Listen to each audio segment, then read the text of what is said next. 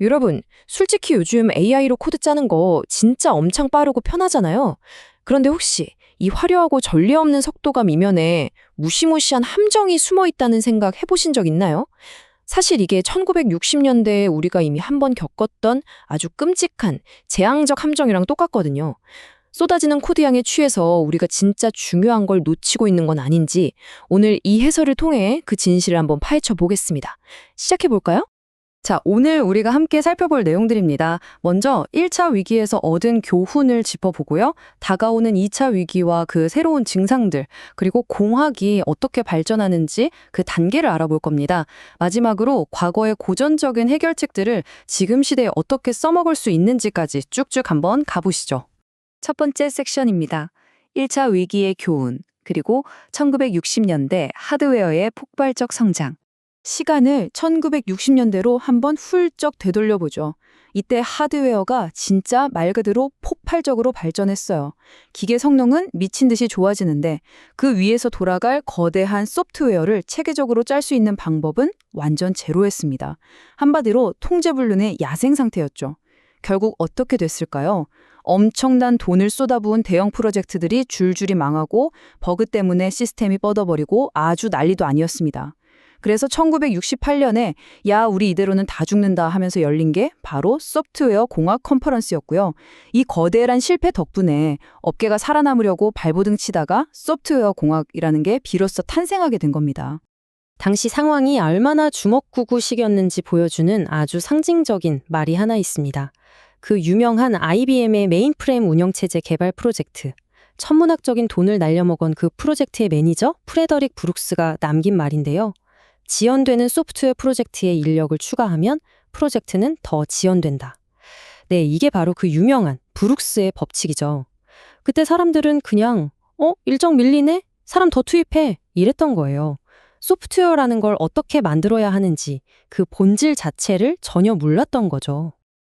그럼 이제 두 번째 섹션으로 넘어가 볼까요? 다가오는 2차 위기, 그리고 AI와 능력의 착시입니다. 자, 이제 2020년대 우리들의 현실로 돌아와 보죠.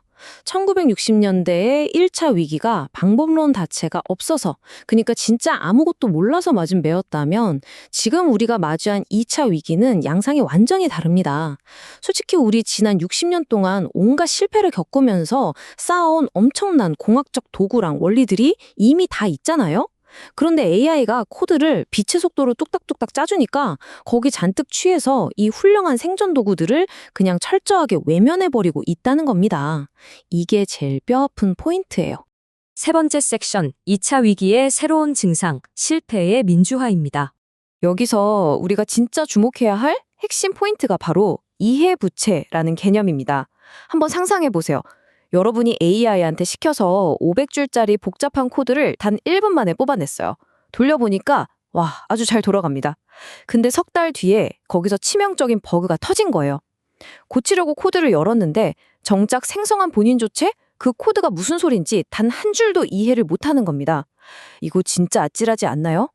우리가 예전부터 말하던 일반적인 기술 부채랑은 차원이 다른 훨씬 조용하고 파괴적인 폭탄인 거죠. 게다가 컨텍스트 윈도우의 한계도 무시할 수 없습니다. 이게 AI 시대의 새로운 브룩스 법칙이거든요. 내가 이해하지도 못하는 거대한 코드베이스에 AI가 짜준 코드를 무작정 계속 때려 넣으면 어떻게 될까요? 결국 시스템에 대한 통제력을 순식간에 잃어버리게 됩니다. 근데 진짜 끔찍한 건 따로 있어요. 이 위기가 완벽하게 민주화되었다는 겁니다. 1차 위기 때는 대형 프로젝트를 만지는 소수의 엘리트 전문가들만의 문제였거든요. 근데 지금은 주니어 개발자는 물론이고 코딩에 코자도 모르는 비개발자까지 누구나 다 AI로 코드를 짭니다. 우리 모두가 걷잡을 수 없는 위기를 퍼뜨리는 바이어스 매개체가 돼버린 셈이죠. 네 번째 섹션입니다. 공학의 발전 단계 AC 사이클. 대체 우리는 왜 60년 전에 그 뻔한 함정에 또 빠지게 된 걸까요? 공학이 발전하는 단계를 보면 답이 나옵니다. 모든 공학은 ACA 사이클이라는 걸 거쳐요. 처음엔 오로지 개인의 감각과 재주에 의존하는 1단계, 예술에서 출발합니다. 그러다 도구의 패턴을 익힌 숙련공들이 나타나는 2단계 기술로 넘어가고 마침내 보편적이고 체계적인 원리가 잡히는 3단계 공학으로 완성되는 거죠.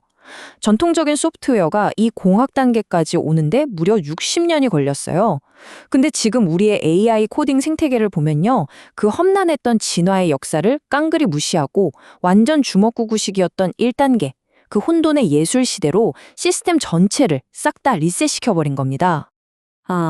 물론 요즘 어디 가서 나 프롬프트 엔지니어링 해, 컨텍스트 엔지니어링 해 이런 멋진 말들 많이 쓰시죠? 근데 냉정하게 한번 따져보자고요. 이름에만 엔지니어링이 붙었지 사실 그거 AI한테 말귀 알아듣게 하는 몇 가지 팁이나 패턴 쓰는 거잖아요? 결국 2단계 기술 수준에 불과한 겁니다. 우리는 이런 파편화된 잔재주를 넘어서서 전체를 통제하고 예측할 수 있는 진짜 AI 코딩 공학의 시대를 절실하게 필요로 하고 있습니다. 자, 마지막 5번째 섹션입니다. 고전적 해결책의 현대적 재해석. 2026년을 위한 처방전 번역. 얘기하다 보니까 상황이 되게 암울하게 들리셨을 수도 있는데 너무 걱정하실 필요는 없습니다. 해결책이 없는 게 아니거든요. 우린 이미 60년 전에 선배들이 피땀 흘려 만들어둔 완벽한 처방전들을 갖고 있어요. 이걸 지금 AI 시대에 맞게 살짝 번역만 해주면 됩니다. 먼저 모듈화를 볼까요? 예전에는 사람이 그 거대한 코드를 다 읽고 이해하기 힘드니까 작게 쪼갰어요. 근데 지금은요? 수만 줄짜리 코드를 통째로 AI한테 던져주면 얘가 맥락을 잃어버리고 환각 상태에 빠져서 헛소리를 늘어놓습니다. 그래서 AI가 딱 자기 인지 한계 안에서만 얌전하게 작업하도록 시스템을 잘게 쪼개는 거.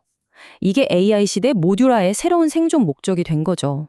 테스트 주도 개발, 흔히 TDD라고 하죠. 이것도 역할이 180도 달라졌어요. 예전엔 그냥 우리 소프트웨어 튼튼하게 잘 짜보자 하는 개발 기법이었다면 지금은 목숨줄 같은 안전망입니다. AI가 내놓는 코드들 겉보기엔 진짜 그럴싸하거든요. 근데 안에 논리적 결함이 숨어있는 경우가 엄청 많아요. 내가 새 기능을 추가할 때 이 예측 불가능한 AI가 어제까지 멀쩡히 돌아가던 핵심 로직을 조용히 박살내진 않았는지 24시간 끊임없이 감시하는 필수 방어선, 그게 바로 지금 시대의 테스트 코드입니다. 자, 이 내용이 진짜 흥미로운데요. 바로 문서화의 운명입니다. 솔직히 예전에 문서화라고 하면 내가 퇴사할 때 후임자 보라고 억지로 남겨두는 되게 귀찮은 숙제 같은 거였잖아요. 근데 지금은 상황이 완전히 다릅니다.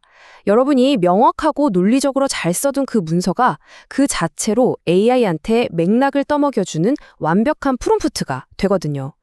문서화는 이제 미래의 누군가를 위한 배려가 아니라 당장 내 눈앞에 있는 AI를 최고로 똑똑하게 부려먹기 위한 가장 강력한 1차 무기인 겁니다. 코드 리뷰도 방향을 확 틀어야 합니다. AI가 1초 만에 수백, 수천 줄씩 코드를 토해내는데 사람이 그걸 어떻게 100% 다 읽고 꼼꼼하게 리뷰하겠어요. 물리적으로 불가능하죠. 억지로 하려다간 지쳐서 그냥 그래, 통과? 하고 영혼 없이 승인해보려는 대첨사가 납니다. 그래서 현대의 코드 리뷰는 아주 집요하고 선택적이어야 해요. 외부랑 연결되는 인터페이스, 치명적인 보안 영역, 그리고 시스템의 척추 역할을 하는 핵심 비즈니스 로직, 딱 여기에만 인간이 현미경 들이대고 깐깐하게 검토하는 선별적 시스템으로 과감히 넘어가야 합니다. 지금까지 제가 현대적 재해석이니 뭐니 여러 가지 도구들을 막 강조하긴 했는데요. 진짜 절대 잊지 말아야 할 가장 중요한 대전제가 하나 있습니다. 이 모든 처방전은요, 결국 개발자 본인이 컴퓨터 공학과 소프트웨어 공학의 기본기를 꽉 잡고 있지 않으면 진짜 아무짝에도 쓸모가 없습니다. 튼튼한 기본기가 없으면 AI가 10초 만에 뱉어낸 저 화려한 코드가 우리 시스템을 살릴 명약인지 아니면 서서히 병들게 할 맹독인지조차 구분할 수 없게 되니까요. 자, 이제 이 해설을 마무리하면서 여러분 스스로에게 꼭 한번 던져보셨으면 하는 묵직한 질문이 하나 있습니다. AI 덕분에 인류 역사상 그 어느 때보다 코드를 비약적으로 빨리 짜는 시대가 왔죠. 하지만 역설적으로 그 코드의 품질과 유지 보수에 대해 우리가 짊어져야 할 책임감은 지금 바닥을 치고 있습니다. 끝없이 밀려오는 이 자동화의 파도 속에서 여러분은 이 시스템을 공학적으로 완벽하게 통제해내는 진짜 엔지니어가 되시겠습니까? 아니면 본인이 무책임하게 찍어낸 거대한 이해 부채의 늪에 조용히 파묻히시겠습니까? 선택은 온전히 여러분의 몫입니다. 오늘 준비한 내용은 여기까지입니다. 함께 해주셔서 감사합니다.